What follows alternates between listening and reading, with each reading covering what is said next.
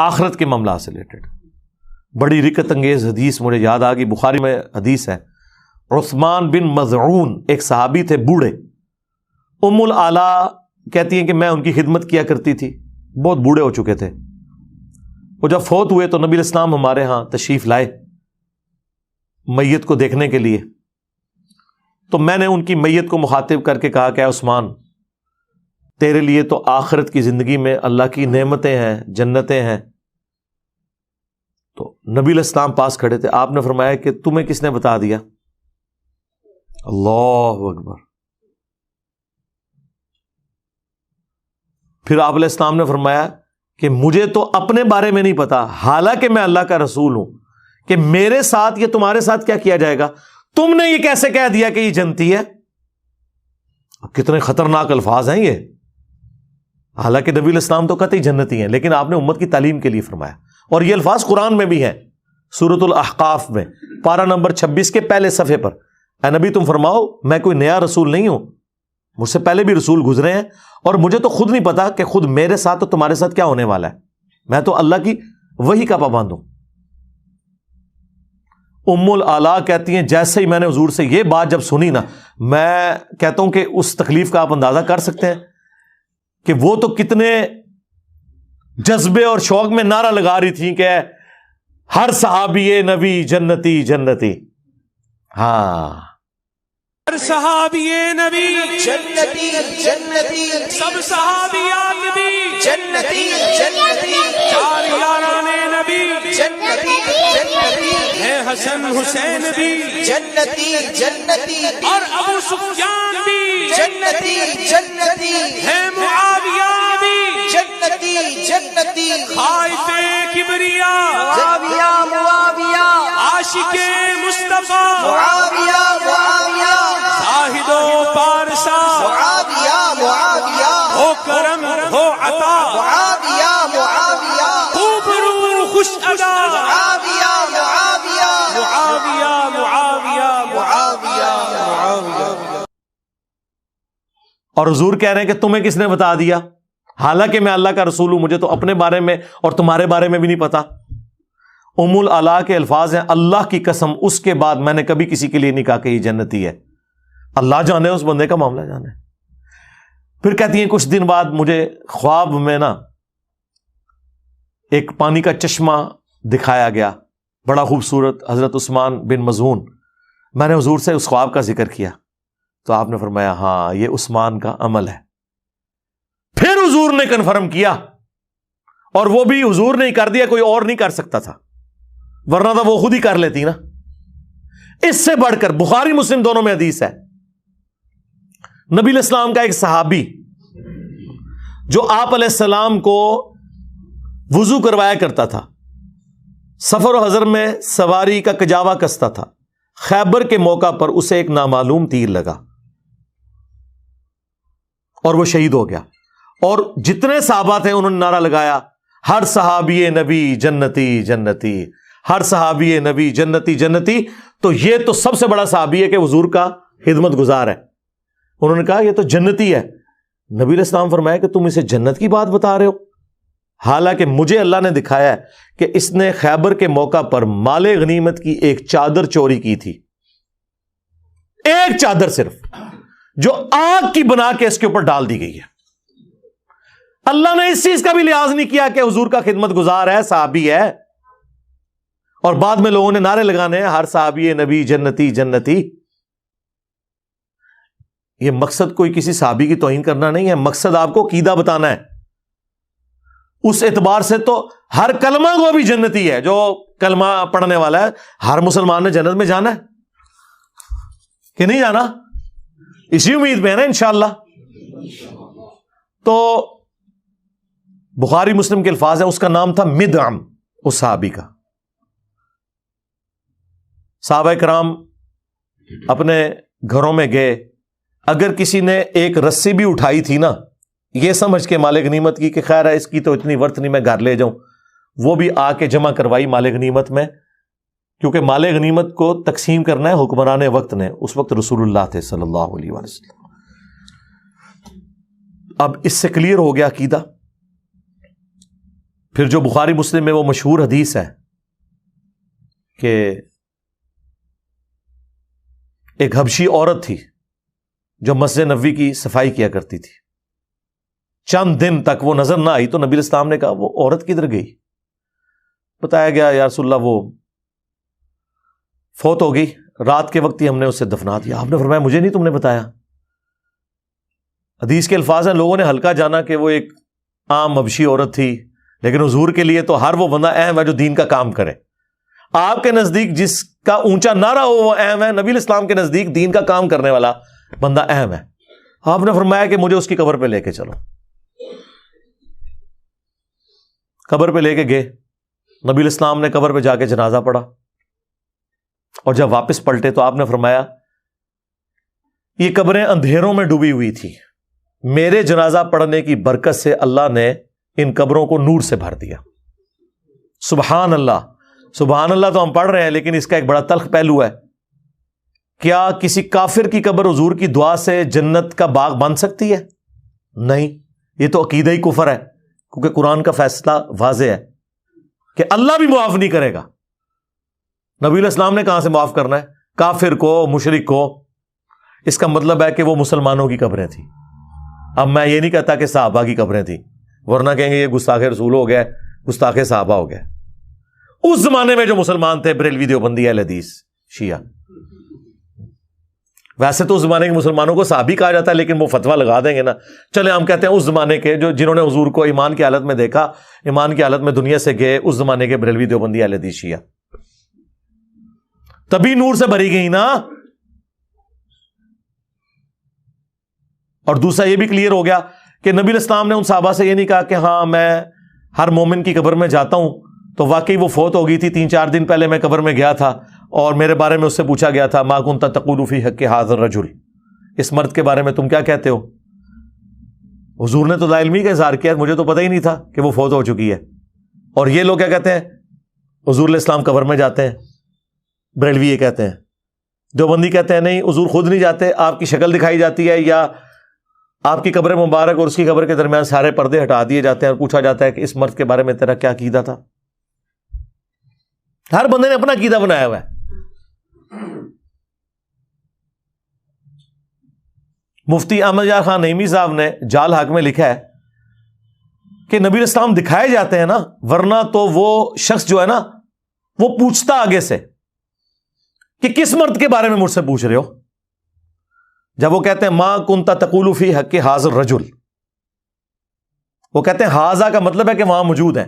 ہم نے بتایا کہ ھذا کا صیغہ موجود کے لیے بھی ہوتا ہے اور غائب کے لیے بھی ہوتا ہے جس کا ذکر ہو رہا ہو.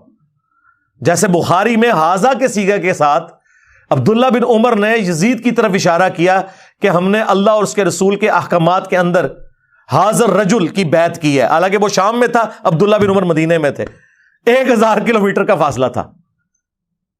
جب آپ ذکر کر رہے ہوتے ہیں تو اس میں ہو جاتا ہے. اور یہی وجہ ہے کہ مومن جب جواب دیتا ہے وہ کہتا ہے ہوا محمد رسول اللہ، وہ یہ نہیں کہتا ھذا محمد رسول اللہ، وہ پھر تھرڈ پرسن کے صیغے سے جواب دیتا ہے. وہ کہتے ہیں مفتی صاحب کہ نہیں، دیکھیں یہاں ہونا چاہیے تھا کہ وہ بندہ پوچھتا کہ کس مرد کے بارے میں پوچھ رہے ہو. اگر وہ یہ کہتا نا تو آپ کی بات کلیئر ہو جاتی. تو سرکار ہم نے ایک حدیث ایسی دریافت کر لی ہے مسند احمد میں جس میں الفاظ ہیں ای الرجل. وہ مردہ پوچھتا ہے کہ کس مرد کے بارے میں پوچھ رہے ہو. جو الفاظ ہیں نا بخاری کے، اس مرد کے بارے میں تم کیا کہتے تھے، تو وہ آگے سے پوچھتا ہے کون سا مرد. مفتی صاحب کا مسئلہ ختم. تو پتہ فرشتے کیا کہتے ہیں الذی بعث فیکم. اور یہ الفاظ ابو داؤد میں بھی موجود ہے. ہم اس مرد کے بارے میں پوچھ رہے ہیں جس کو اللہ نے تمہارا نبی بنا کے مبعوث کیا ہوا تھا، جو شخص تم میں مبعوث ہوا تھا. تو کہتا ہوا محمد رسول اللہ صلی اللہ علیہ وآلہ وسلم. اللہم اجعلنا منہم، اللہ تعالیٰ ہمیں ان میں کرے جو یہ جواب دے لیں. یہ بخاری اور ابو داؤد میں پوری تفصیل موجود ہے. اور یہ جب 3 سوال ہوتے ہیں، من ربک ما دینک ما کنت تقول فی حق ھذا الرجل، ایک چوتھا سوال ہے جو انہوں نے اسکپ کیا تھا، میں نے دریافت کیا ہے تو اب ان کو پریشانی لگی ہوئی ہے. ایک چوتھا سوال بھی ہوتا ہے. جب مؤمن جو ہے نا جواب دے لیتا ہے نا تو اس سے فرشتے پوچھتے ہیں کہ تجھے کیسے پتا چلا؟ تو وہ کہتا ہے میں نے اللہ کی کتاب پڑھی تھی اور رسول اللہ کے نبی ہونے کی تصدیق کی. ہاں تو ظاہر ترجمے سے ہی پڑھی ہوگی نا, خالی پڑھنا تصدیق تو نہیں ہوتی. اور جو منافق ہے جب وہ جواب نہیں دے پاتا تو فرشتے کہتے ہیں تو نے, وہ ہر بات میں کہتا ہے ہائی ہاتا لا ادری لا ادری, ہائے افسوس مجھے کچھ پتا نہیں. تو فرشتے اسے کہتے ہیں کہ تو نے خود پڑھ کے سمجھنے کی کوشش کیوں نہیں کی, یا کسی ایسے شخص سے کیوں نہیں پوچھ لیا جو جاننے والا تھا؟ یہ چوتھا سوال ہے. اگر یہ پتا چل جائے مسلمانوں کو تو مرنے سے پہلے ہی وہی بات, مرنے سے پہلے اے مسلمان کر لے اس پہ غور, کتابوں کا خدا اور ہے, بابوں کا خدا اور پھر وہ اس نعرے تک پہنچ جائے گا کہ میرے نبی سا ہے ہی کوئی نہیں, یہ سارے بابے تھے, شاہ ہی کوئی نہیں. ٹھیک ہے نا, اس کو آپ نے اپنا امام ماننا ہے جس کی قبر مدینے میں ہے صلی اللہ علیہ وآلہ وسلم. تو دیکھیں کیسے ان واقعات سے رزلٹ نکلتے ہیں, اور انہوں نے کیا کچھ امت کو کرایا ہوا ہے. قبر کے 3 سوال بتائے ہیں, چوتھا بتایا ہی نہیں ہے. اور پھر انہوں نے یہ بھی نہیں بتایا کہ بھائی رسول اللہ کے ساتھ رشتہ داری نہیں کسی کی کام آنی جب تک کہ اعمال صحیح نہیں ہوں گے, ورنہ تو ہم نے یہ بتا دیا, یہ بھی تو صحابی تھا نا. یاد رکھیے گا کہ جو اپنی وفات تک ایمان پر قائم رہا وہ صحابی ہے, اگر وہ ایمان پہ قائم نہیں رہا تو وہ صحابی نہیں ہے, اگرچہ حضور کی زندگی میں وہ صحابی ہو. یہ منکرین زکوٰۃ جو ہیں یہ رسول اللہ نے ان کو صحابی ہونے کی حالت میں چھوڑا ہے دنیا میں. وہ کہتے ہیں جی بعد میں منکرین زکوٰۃ بن گئے, مرتد ہو گئے. سرکار بات چھوڑ دو, جب میرے نبی نے آنکھیں بند کی ہیں اس ڈیٹ کو وہ کیا تھے؟ صحابہ. حضور کو تو نہیں نا پتا کہ میرے بعد کام ڈال دیا انہوں نے. کلیئر ہو گیا؟ اب حضور کی وفات کے بعد وہ کام ڈال دیں. نبی علیہ السلام نے انہیں آخری وقت کیا دیکھا ہے؟ صحابی. یہی وجہ ہے کہ بخاری مسلم میں موجود ہے میرے حوض کوثر پر میرے اصحاب میں سے لوگوں کو لایا جائے گا اور میں کہوں گا اصحابی. کم از کم 8 ترک موجود ہیں بخاری مسلم میں, اور مجھے فرشتے بتائیں گے یا رسول اللہ آپ کو نہیں پتا آپ کے بعد یہ دین سے الٹے قدم پھر گئے تھے, انہوں نے دین میں بدعتیں جاری کر دی تھی. تو میں کہوں گا سحقا لمن غیر بعدی, سحقا لمن بدل بعدی. ان پہ پھٹکارو, ان کو مجھ سے دور کر دو جنہوں نے میری وفات کے بعد میرے دین کو بدل دیا. عبداللہ ابن ابی ملیکہ تابعی کہتے ہیں اس حدیث کے ساتھ, اے اللہ ہم تجھ سے دعا کرتے ہیں کہ تیرے نبی کی وفات کے بعد ان کے دین سے الٹے قدم نہ پھریں, آمین. اللہم من احییتہ منا فاحیہ علی الاسلام ومن توفیتہ منا فتوفہ علی الایمان.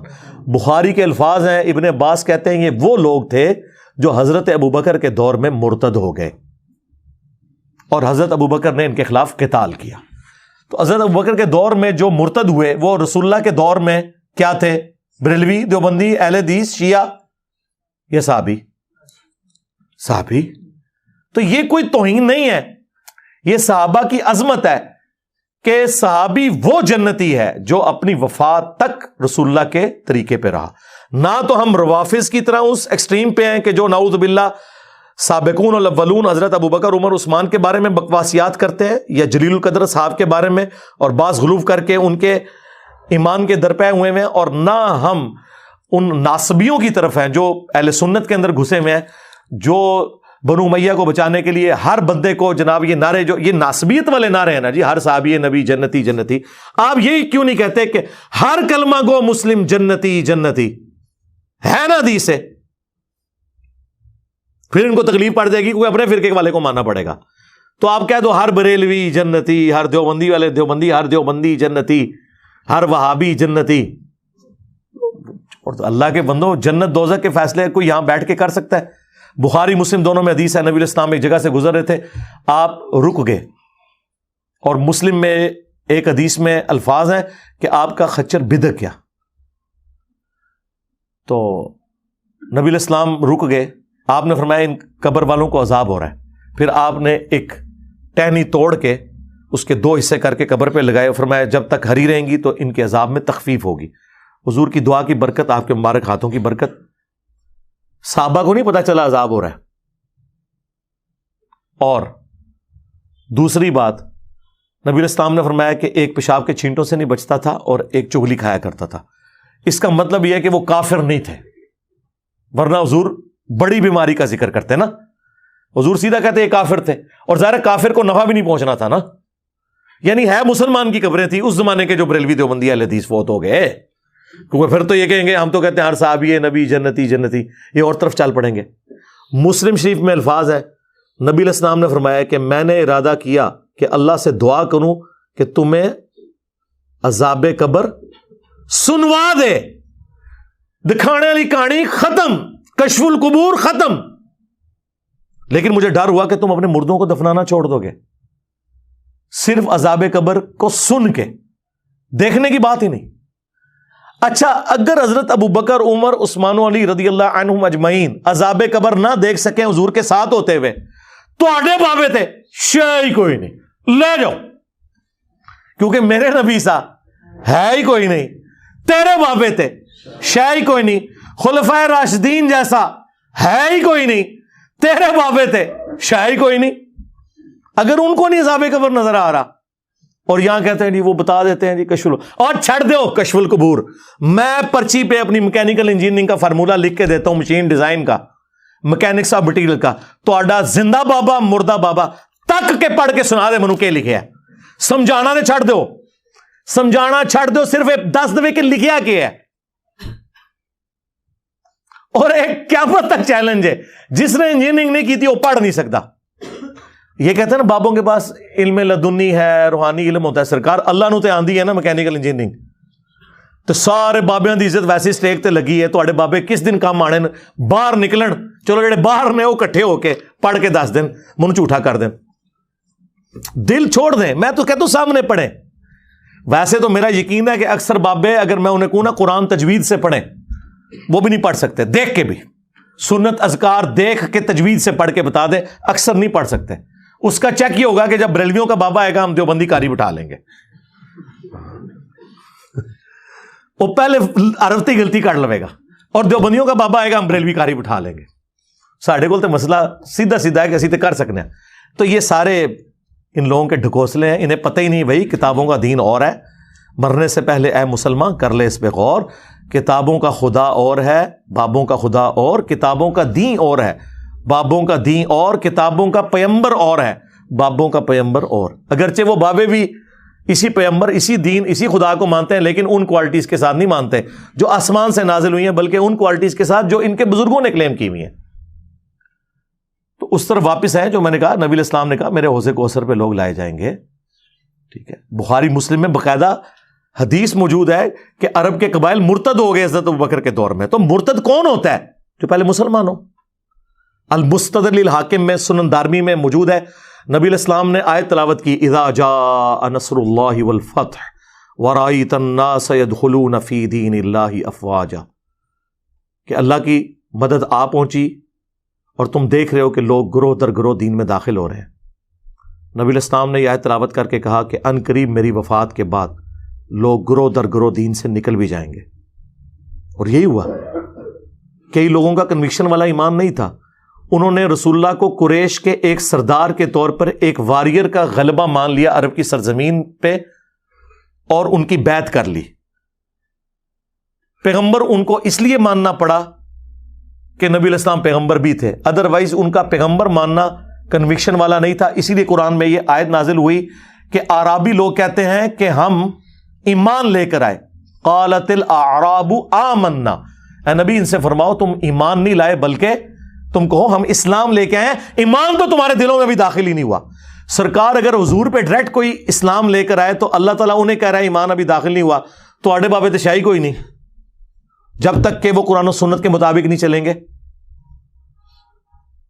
اور یہی وہ لوگ تھے جو بعد میں پھر نبی علیہ السلام کا دین چھوڑ گئے، جن کے خلاف حضرت ابوبکر نے قتال کیا، جو بخاری مسلم میں آتا ہے. اور بخاری مسلم میں انہی لوگوں کے بارے میں ہے کہ حوض کوثر سے انہیں دھتکارا جائے گا اور حضور کہیں گے اصحابی اصحابی، یہ میرے صحابہ ہیں، لیکن فرشتے بتائیں گے آپ کے بعد انہوں نے دین بدل دیا.